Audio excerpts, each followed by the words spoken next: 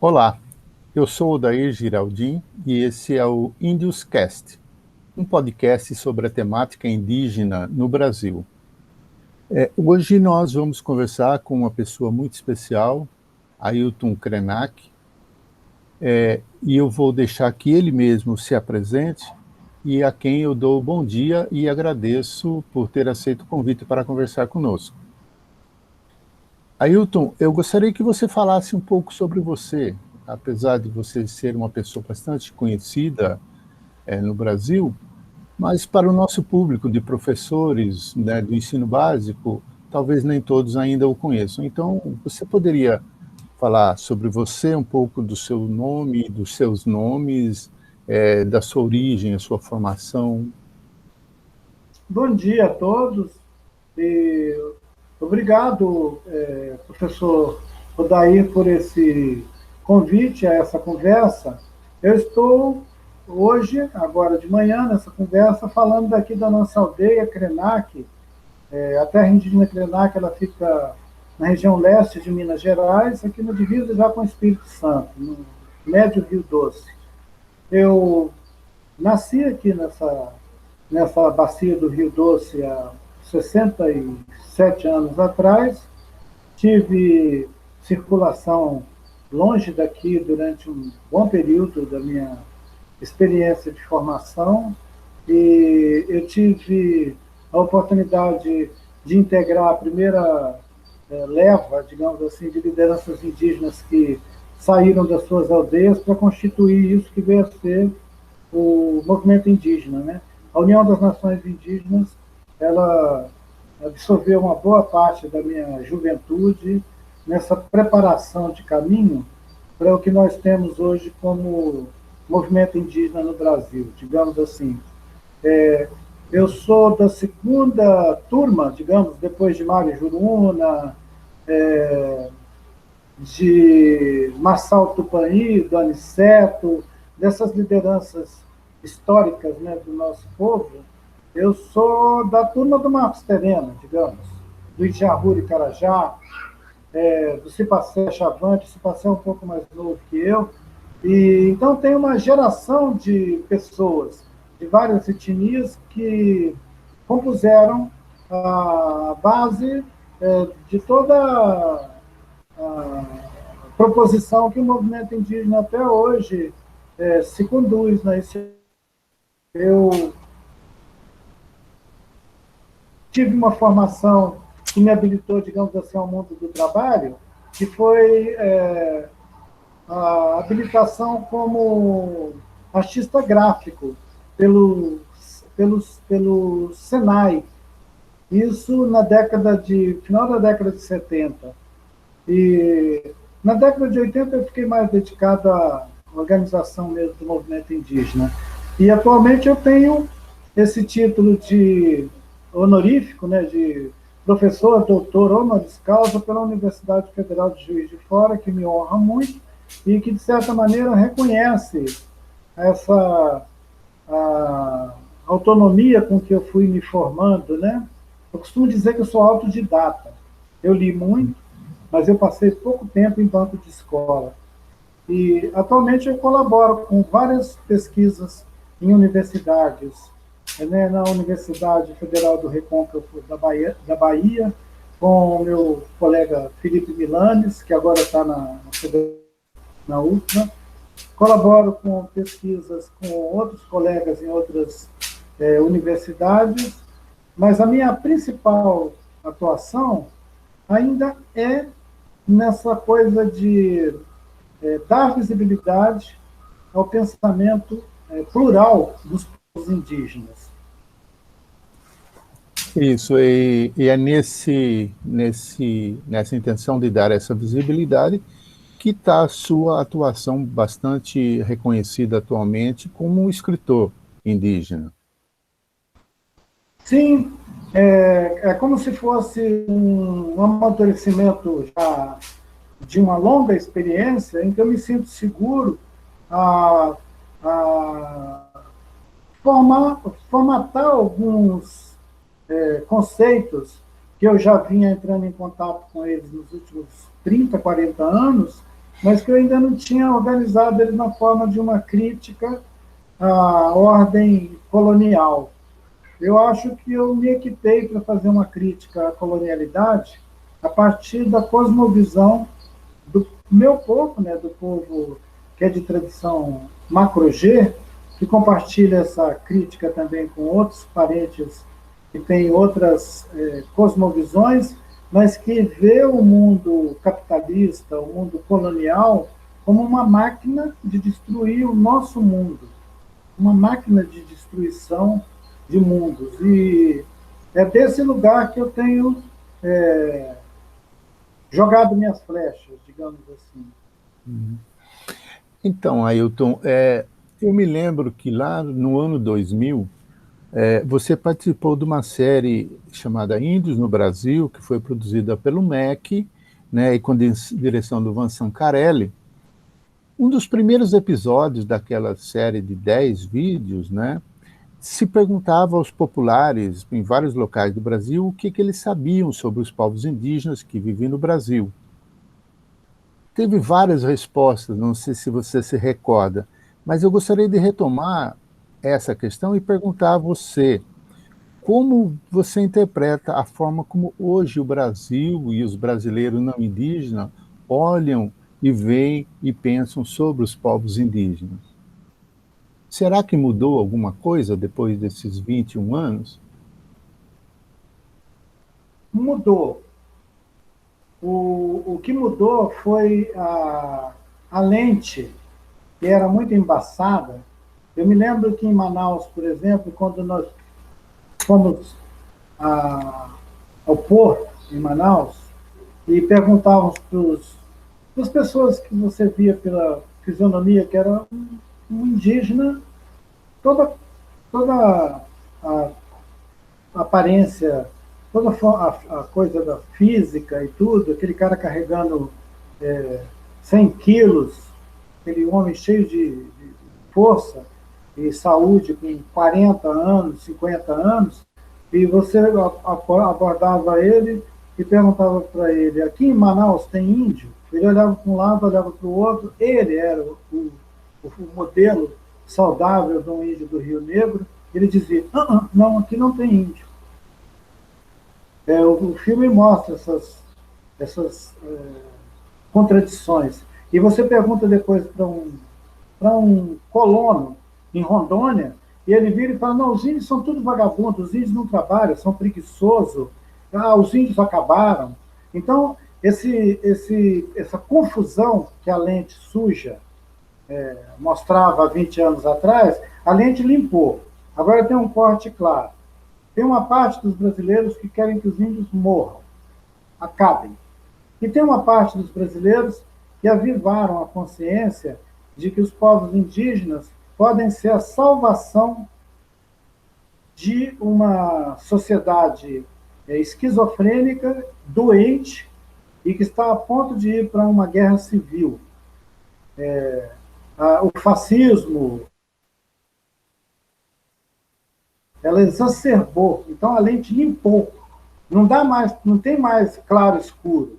Agora tem as pessoas que matam os índios, e tem aqueles que acham que tem que se levantar junto com o povo indígena e enfrentar esse racismo e essa mentalidade genocida. Né? O chefe Raoni, agora, há uma semana, entrou com o segundo pedido, com a segunda denúncia contra o Estado brasileiro, no caso personificado no presidente da República, como ecocídio. O Brasil está sendo acusado de ecocídio. Para além de genocídio, ele está matando a natureza. Então, assim, nós chegamos num ponto em que a lente está tão clara que não tem mais ambiguidade. A FUNAI agora não é mais uma agência para os índios. A FUNAI é uma agência contra os índios. Ela acabou de produzir um documento agora, radicalizando nos termos de ser uma agência que vai discriminar os índios. Então, você disse assim que como a lente está mais clara.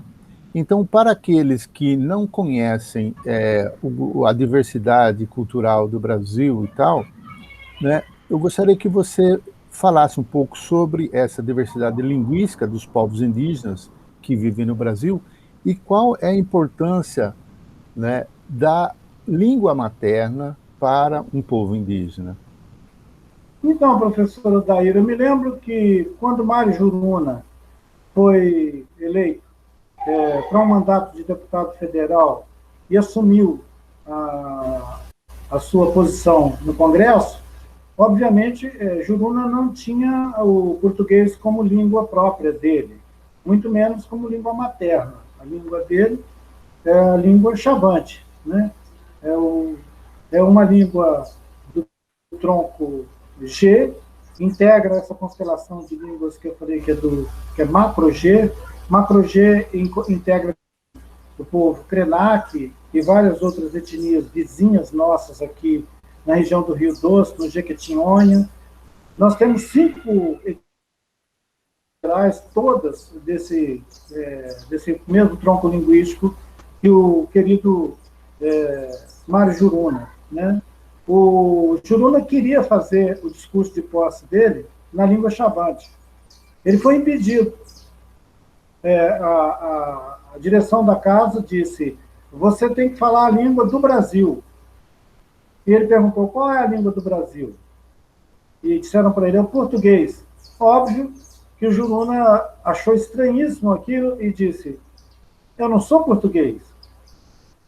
E insistiu em falar na língua chavante. A mesa desativou o registro para não registrar a fala de um parlamentar em língua não brasileira, português. Isso foi antes da Constituinte de 87, 88.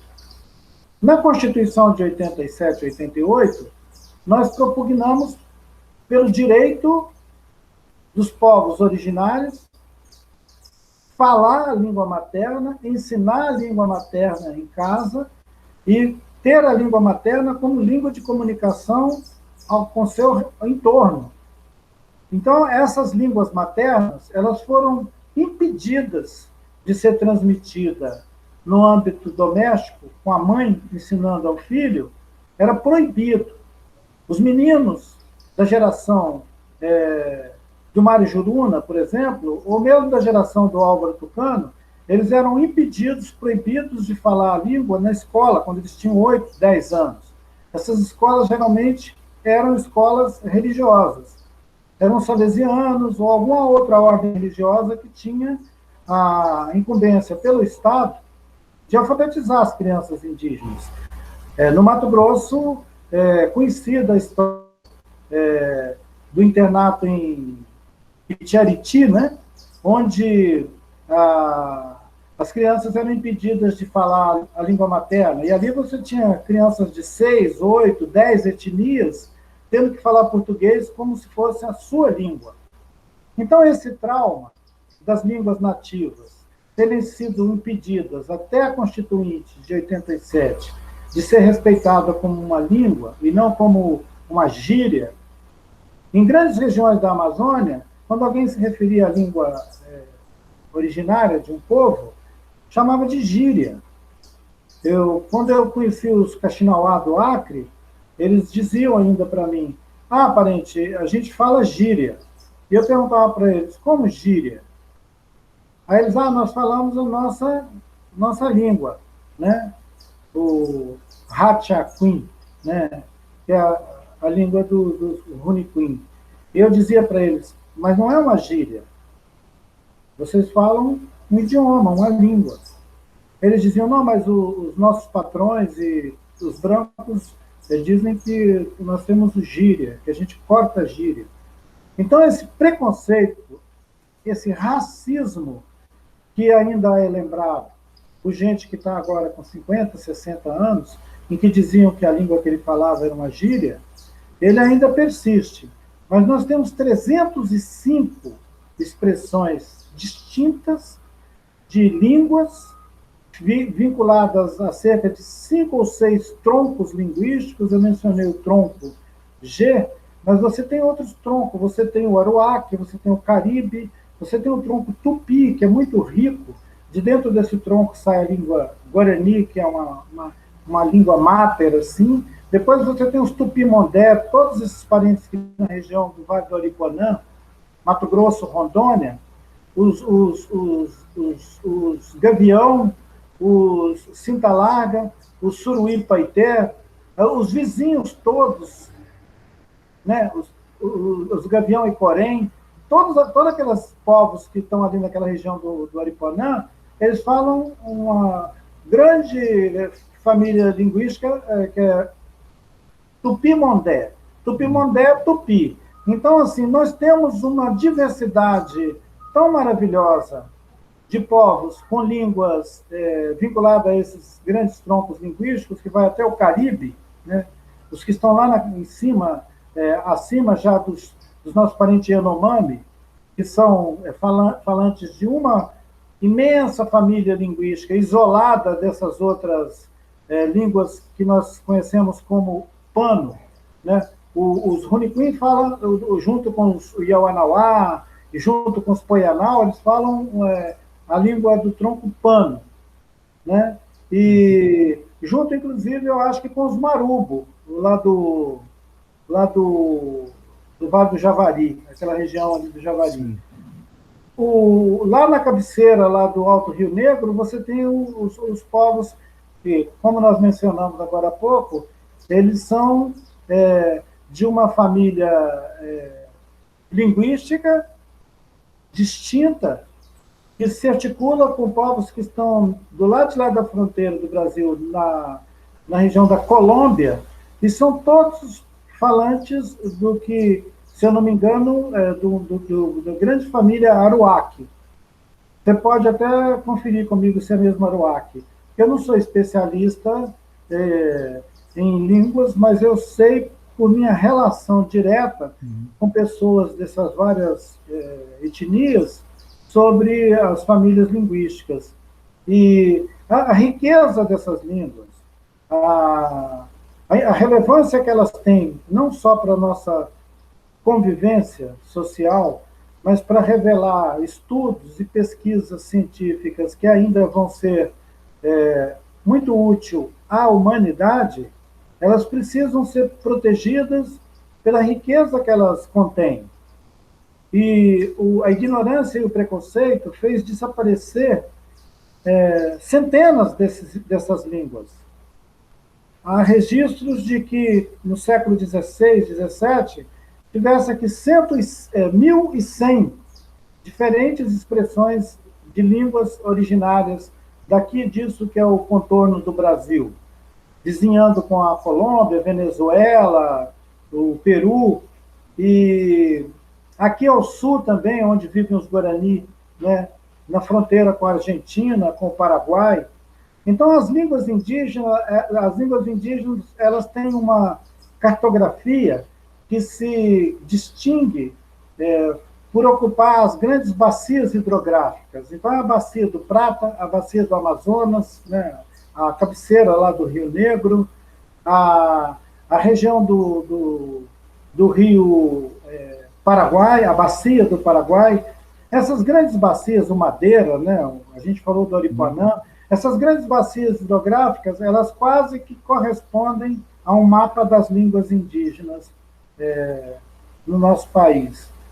E com uma riqueza fantástica. Eu sou assim, totalmente apaixonado por essa temática. Se eu pudesse, eu teria me dedicado a estudar a história das línguas indígenas, mas não deu tempo, eu tenho outras coisas para fazer. A importância dessas línguas indígenas hoje é maior do que era 50 anos atrás. Quando o Mário Juruna foi impedido de falar na língua chavante, o Brasil era muito mais pobre e ignorante. Hoje, do ponto de vista linguístico, o Brasil está muito mais influenciado por essa diversidade linguística, está muito mais provocado pelo contato que pessoas indígenas estão escrevendo, falando e publicando nas suas próprias línguas.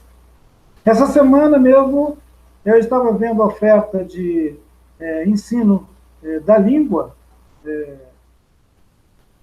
falada na Amazônia, que é o Nhangatu, a língua geral, né? A língua geral da Amazônia tem um professor indígena, que é o Yauaré Yaman, ele está oferecendo na internet um curso, que as pessoas podem se matricular e acompanhar todo o módulo de um curso de introdução à gramática e à língua geral, falada na Amazônia pelos povos Paré e muitos outros, que têm o Nhangatu como língua fluente, a língua falada. São Gabriel da Cachoeira, no Alto Rio Negro, decretou que, além do português, tem mais 3 ou 4 línguas nativas que são consideradas línguas oficiais, e os documentos da prefeitura, os comunicados públicos, são feitos em 4, 5 idiomas. É para mostrar que nós somos um país plurilinguístico, pluriétnico, né?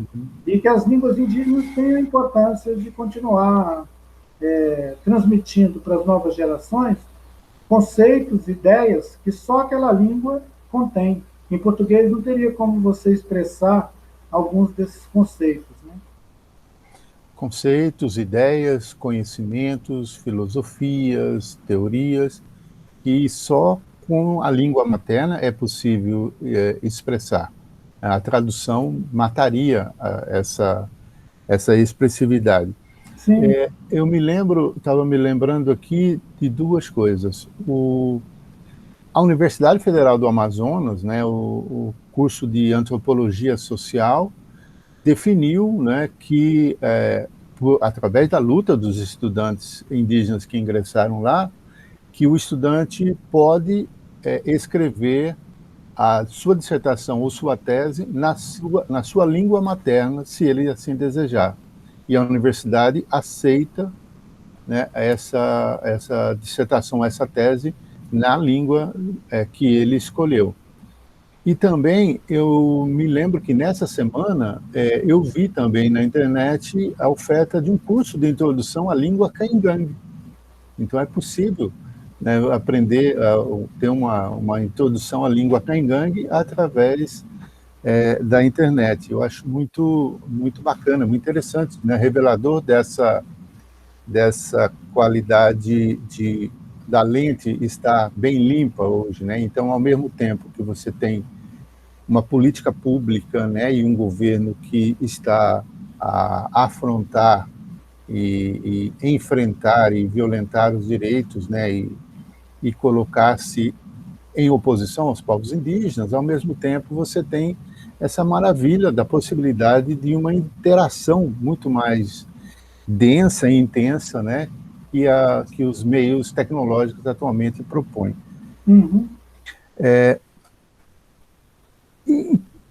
Eu queria insistir um pouco nisso, perguntando, Ailton, por que você acha que seria importante, né, para os não indígenas conhecerem mais a história, a língua e a cultura, né, dos diversos povos indígenas? O que os não indígenas ganhariam se olhassem com mais profundidade para os povos indígenas?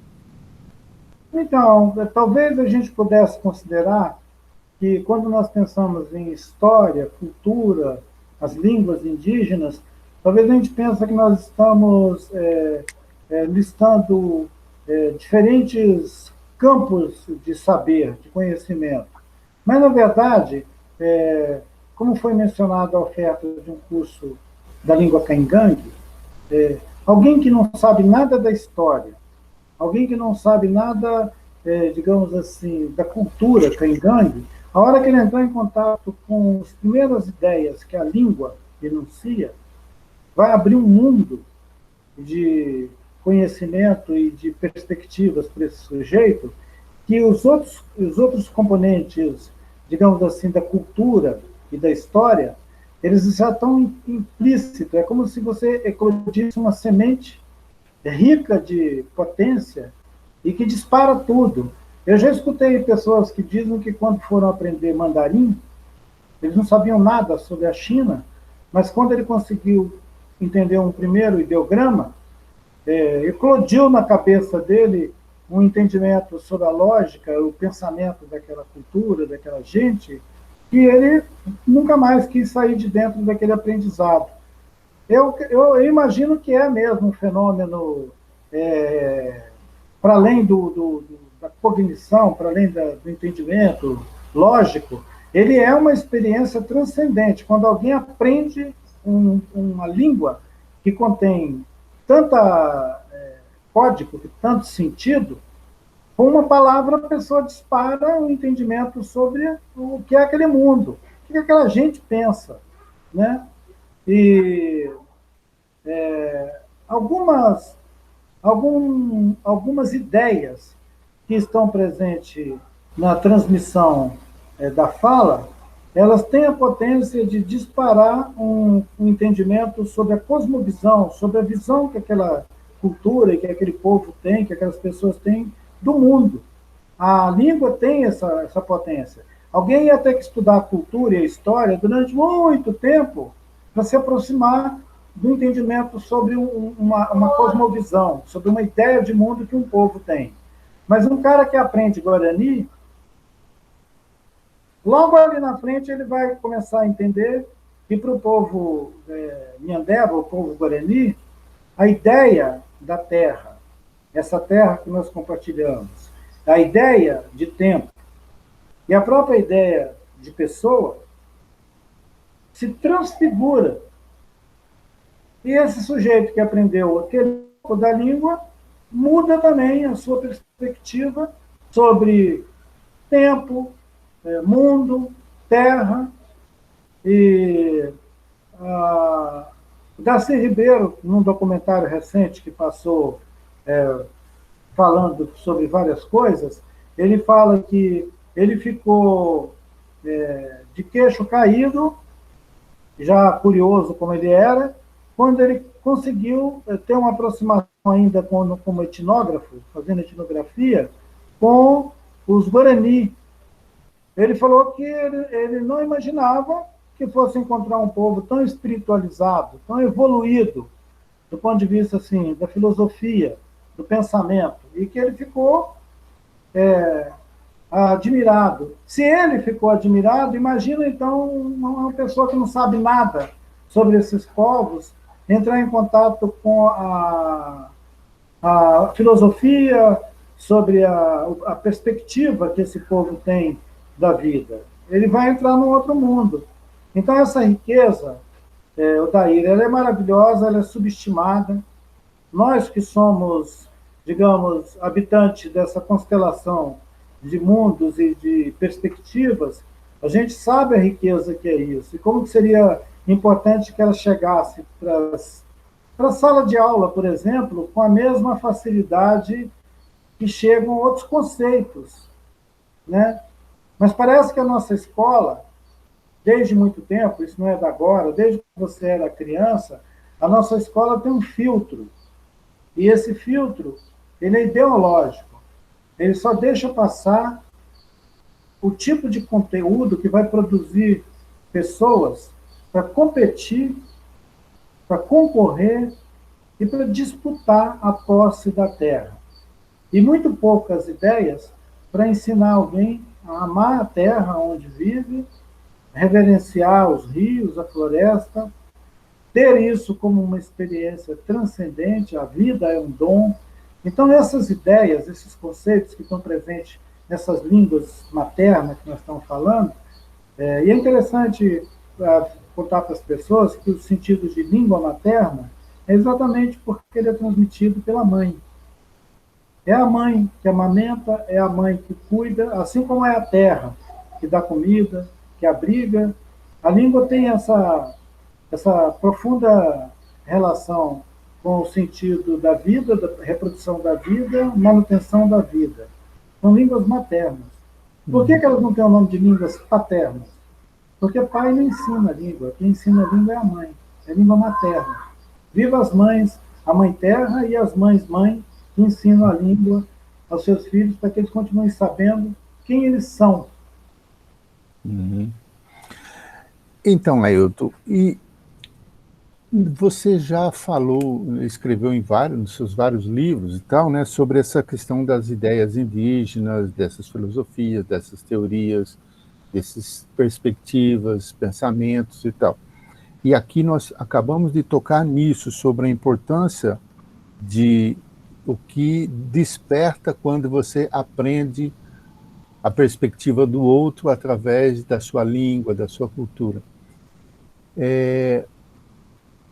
A pergunta é, como fazer para que as escolas não indígenas possam ensinar isso para as crianças não indígenas, né, que possibilite lá na frente uma, um melhor entendimento dos não indígenas a respeito dos povos indígenas? Talvez esse lugar de cruzamento das experiências, história, cultura, línguas indígenas, num futuro muito próximo, talvez ele não vá acontecer na escola. Esse lugar que a gente configurou como escola, que seria o lugar desse cruzamento das experiências de outras culturas, de outros saberes, com a formação do aluno, né? Seja ele no ensino escola básica, seja nos estudos depois intermediários da formação dessa pessoa, provavelmente não vai ser nesse lugar escola que isso vai acontecer. Eu acho que isso vai acontecer em outros circuitos. Esse tempo que nós estamos vivendo agora da pandemia, ele está pondo em questão a naturalização de toda essa experiência que a gente viveu do final do século XX até agora, de todo mundo ir para um lugar, escola, fazer a formação e tal. Eu acho que isso tudo está entrando agora em questão e seria talvez interessante a gente pensar que essa oferta vai se dar em outros canais. Muito provavelmente nesse meio que nós estamos falando agora, nessas mídias. As mídias vão ser cada vez mais veículo de interação, de formação, essa tal de convergência, a convergência digital, esses diferentes recursos.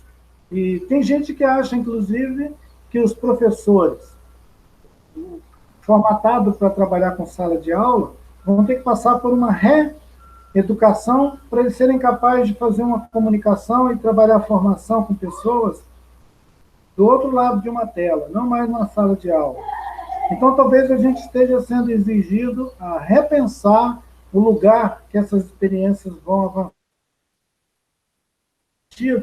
Eu acho que elas vão avançar com muito mais rapidez do que a gente podia encontrar nas atividades reconhecidas como sala de aula. Uhum. Eu acho que o interesse por esses saberes, por essas línguas vai ser crescente. Isso não quer dizer que isso vai criar um mundo melhor, mas quer dizer que vai criar um mundo mais plural. Em que as diversas ideias, diversas possibilidades vão ter mais facilidade de dialogar. Então, talvez, em vez de pensar a escola, a gente deveria pensar como os professores poderiam fazer para levar seus alunos a ter mais habilidade e competência nessa interação que o meio digital hoje permite, né? Como que os professores, então, deveriam atuar no sentido de intermediar e levar os alunos que hoje estão num processo mais de aprendizagem do que de ensino, né, para que esses alunos aprendam a navegar por esse mar de informações e poder ter uma interação mais equitativa com os povos indígenas. Eu tive uma experiência recente de ajudar a construir um conjunto digamos, de matérias, né, de conteúdos para a oferta de um curso de História e Cultura Indígena na Universidade Federal de Juiz de Fora. integrei um coletivo que trabalhou uma experiência, que está configurado, inclusive, agora numa publicação, que pode ser acessada tanto no livro físico quanto no PDF, né? Numa leitura PDF. E durante 1 ano e meio, nós reunimos mais de 30 pesquisadores de várias áreas e oferecemos um curso que o seu desenvolvimento implicou em receber os professores da rede pública de Minas Gerais num auditório da universidade para o encontro de abertura. E, como metodologia, a gente pediu que cada professor, alguns deles já davam aula há 20 anos, 15 anos, que cada um daqueles homens e mulheres, professores da rede pública de Minas Gerais, dissesse o que eles faziam em sala de aula na Semana do Índio. A maioria deles, que foi lá na frente, alguns até choraram, e outros disseram que na Semana do Índio eles levavam as crianças para visitar parques, zoológicos, fazendas, sítios, e transformavam aquela semana numa semana de piquenique, porque eles tinham vergonha de abordar um assunto em sala de aula que eles não tinham conhecido na sua própria formação. Os professores, na sua grande maioria, disseram que se sentiam incapazes de abordar o assunto história e cultura indígena em sala de aula. Então, a sua pergunta, Odair, sugere que primeiro esses professores teriam que saber alguma coisa sobre história e cultura dos povos indígenas, para depois estimular alunos, outras pessoas, a também conhecer a mesma matéria, o mesmo assunto. Nós oferecemos esse curso, nós produzimos, né, o conteúdo desse curso e decidimos fazer uma experiência que, ao invés de estudar ou comentar a história dos índios no Brasil, como é pretensamente feito por alguns grupos de estudo, nós decidimos pegar uma bacia hidrográfica, o Rio dos Peixes, e ir lá na história colonial e ver quem estava lá quando os primeiros bandeirantes entraram aqui. E acompanhar a história desse povo até agora. Se ele foi extinto, se sobrou alguém, onde estão, o que estão fazendo, o que aconteceu com a relação daquele território e aquela gente que vivia lá, os que chegaram depois, os adventistas, como que se constituiu aquela comunidade, o que o povo indígena teve a ver com aquela vila, aquele patrimônio, aquela cidade.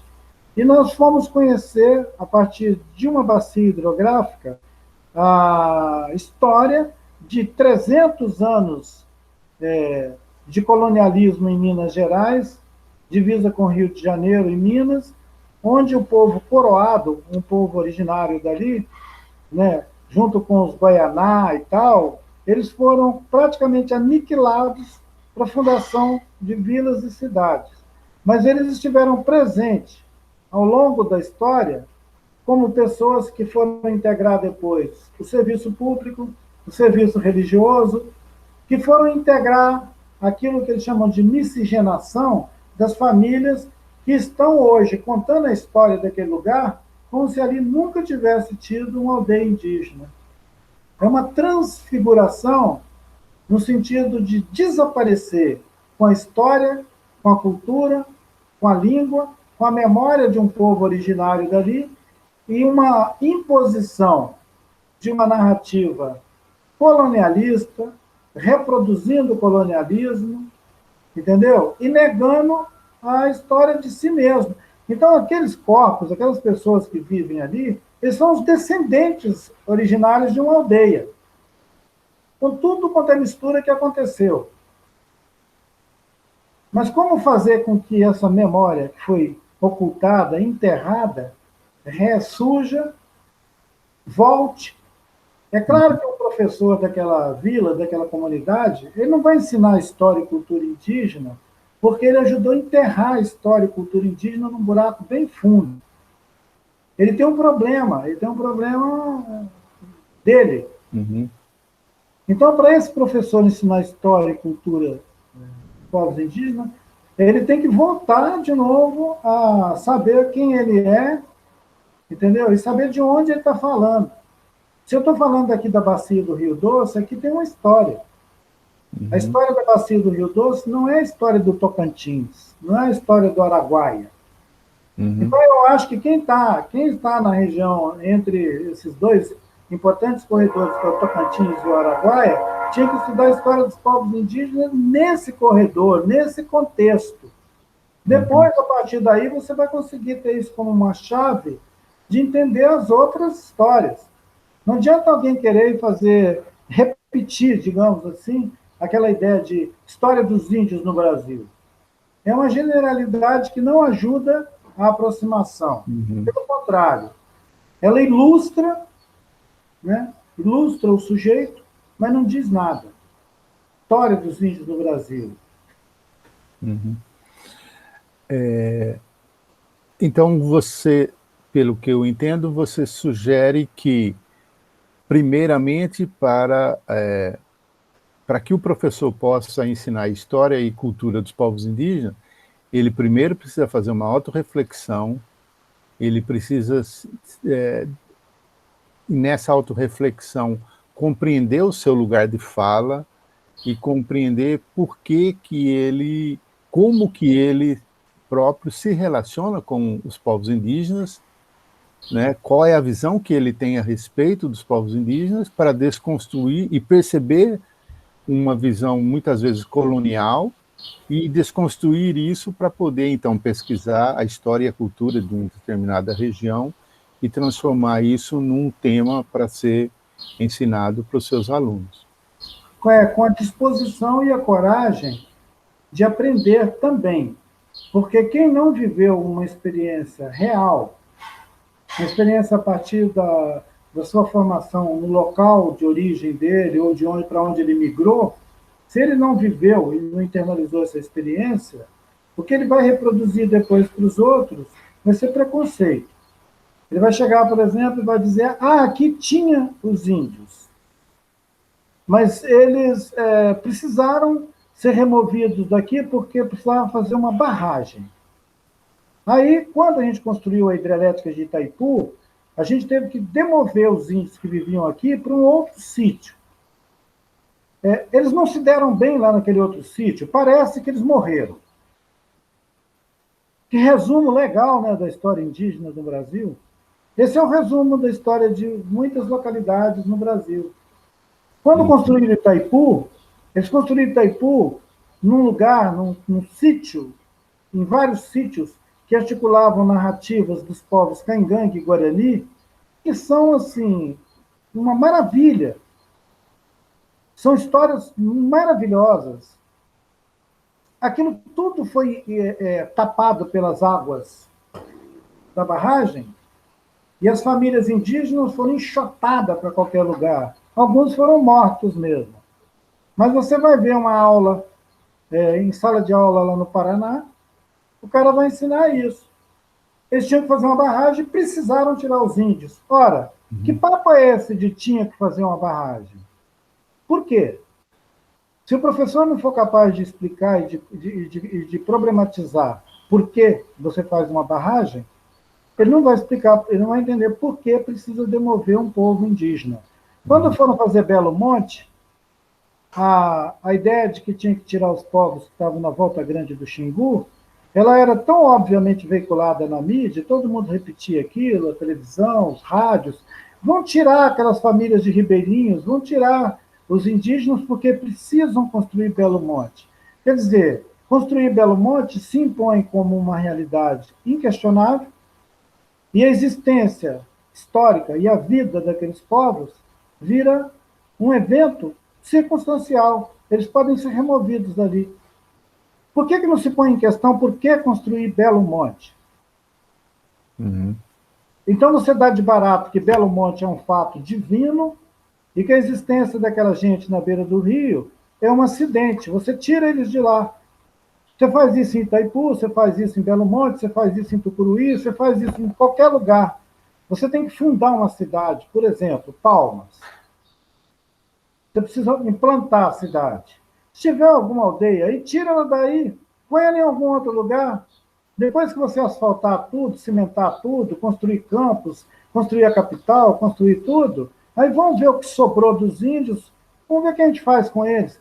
Então, essa lógica estúpida que orienta todo o processo de ocupação territorial na América do Sul, e em particular no Brasil, ela só consagra o princípio geral de que os índios têm que ceder lugar para a hidrelétrica, para a cidade, para o asfalto, para o agronegócio, para o garimpo, para a mineração, para o progresso. Então, é a ideia de que esses povos já deveriam ter desaparecido para que o progresso pudesse se estabelecer. Essa lógica está na cabeça do professor.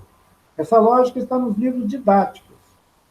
Então, antes da gente dizer que agora, vamos, nesse momento pandêmico, convocar os professores a ensinar história e cultura indígena em sala de aula, vamos lembrar que provavelmente não vai ter mais sala de aula e que está na hora da gente se perguntar por que construir tantas barragens, cidades, e por que nós ainda estamos sob o lema da ordem e progresso. Uhum.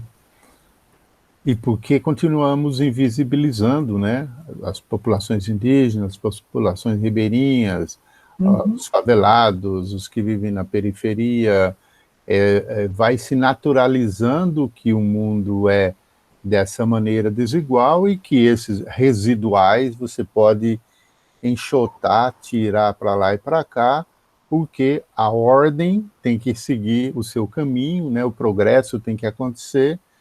É como aqui na região tem uma estrada que corta a área Xerente e até hoje se questiona e se critica os indígenas por não ter asfaltado essa estrada, porque dizendo que eles estão atrapalhando o desenvolvimento, atrapalhando o progresso, porque não pode ter uma estrada dentro da área deles.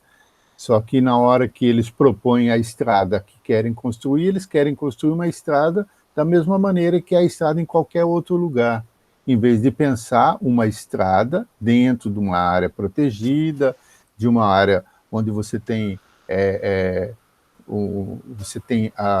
não é uma área de agricultura, né? Você tem ali os animais, toda aquela coisa, e você quer construir uma estrada com a mesma característica de qualquer outro lugar.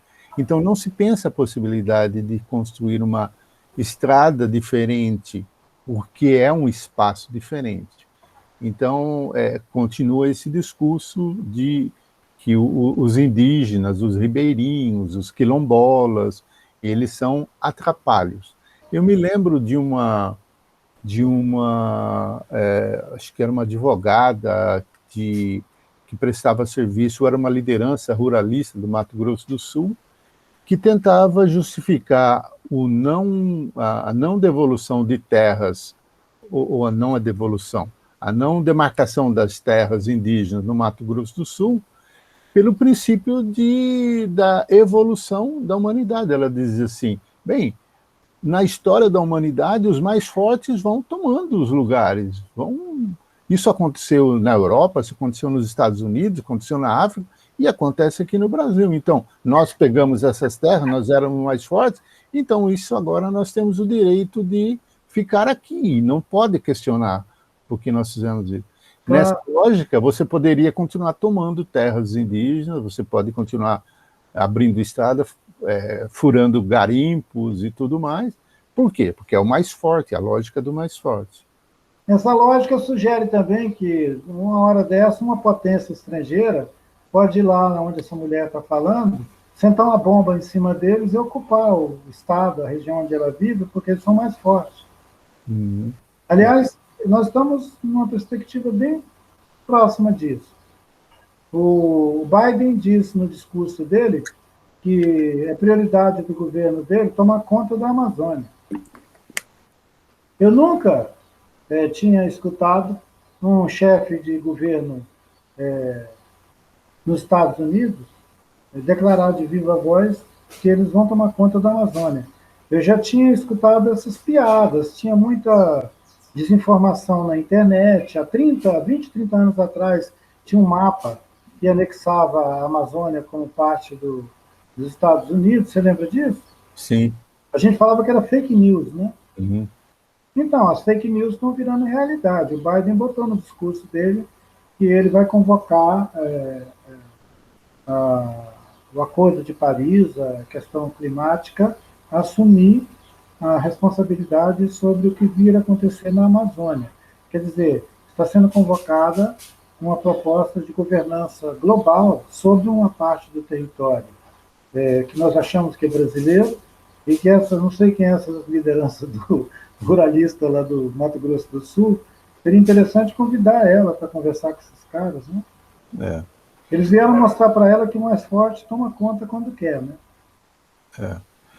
E nesse quesito, né, quer dizer, enquanto não houver responsabilidade, enquanto houver pessoas pensando que a Amazônia é só nossa, esse problema pode acontecer, porque nós temos que viver localmente e pensar globalmente, não é? Quer dizer, a Amazônia e todos os trópicos do mundo, ele tem influência e importância para o planeta todo. Então, na verdade, nós temos que pensar, né, é preciso pensar que a Amazônia, a parte da Amazônia que está no Brasil, ela é de interesse mundial. Não porque questões de soberanias e tal, mas porque o que se produz, né, o que se influencia a partir da Amazônia, o mundo todo, é de interesse global. E Então, com uma importância muito grande de entender que a bacia amazônica ela é além das fronteiras internas do no Brasil. Brasil. Ela é compartilhada com 8 nações vizinhas.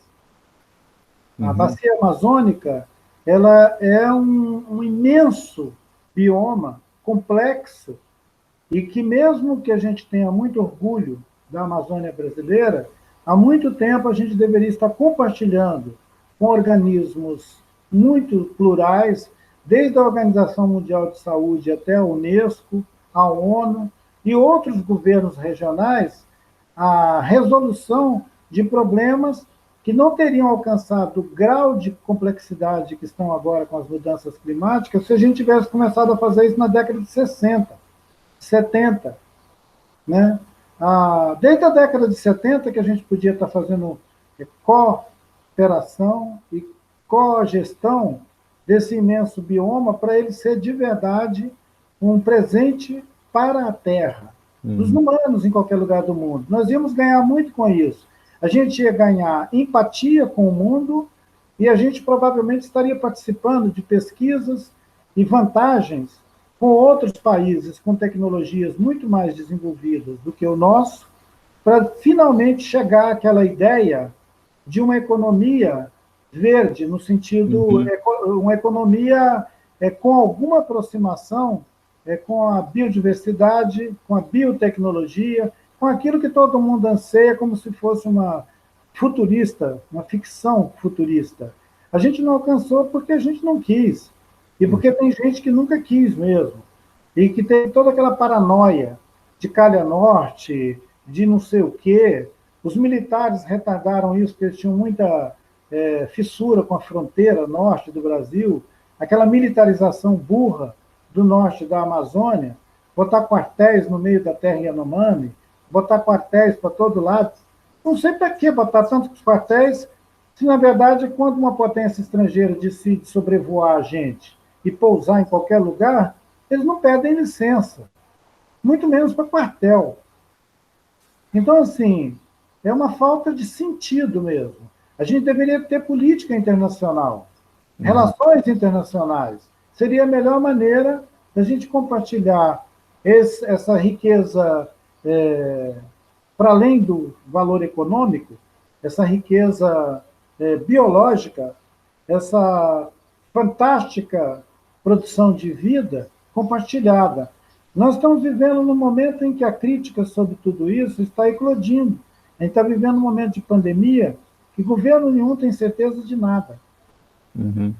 Então a gente tem que ter muita sabedoria para andar no meio desse ambiente de alta voltagem, onde tudo pode pegar fogo, até o Pantanal. E não precisa nenhum mentecapto mandar botar fogo lá. Ele pega fogo sozinho. nessa situação, o nacionalismo, né, e principalmente que a gente está vivendo agora no Brasil, quer dizer, uma ideia de nacionalismo, ela só prejudica, porque impede a integração, impede o intercâmbio e a cooperação, né, que poderia ser atraída para se pensar a importância da Amazônia e também dos outros biomas equatoriais, né, do planeta, e só faz levar à destruição. E eu lembro que a pandemia da agora é fruto de um vírus que saltou do reino do reino animal, né, mas saltou dos animais para os humanos. Sofreu uma mutação e está sofrendo mutações, e que destruir a natureza, desmatar e destruir, como se está se fazendo no Brasil e em outros lugares, é você possibilitar, criar condições para que novos agentes saltem do mundo para os humanos, né, e possa provocar novas pandemias, né? Quanto mais a gente destruir o ambiente natural, mais propenso estaremos para potencializarmos a ocorrência de novas pandemias, com agentes até agora desconhecidos. E ao destruir esse meio ambiente que nós não conhecemos, nós limitamos também as nossas capacidades de reagir aos problemas que novas pandemias podem suscitar. Tem um trabalho de grande fôlego que foi publicado no Brasil com o título de A Terra Inabitável.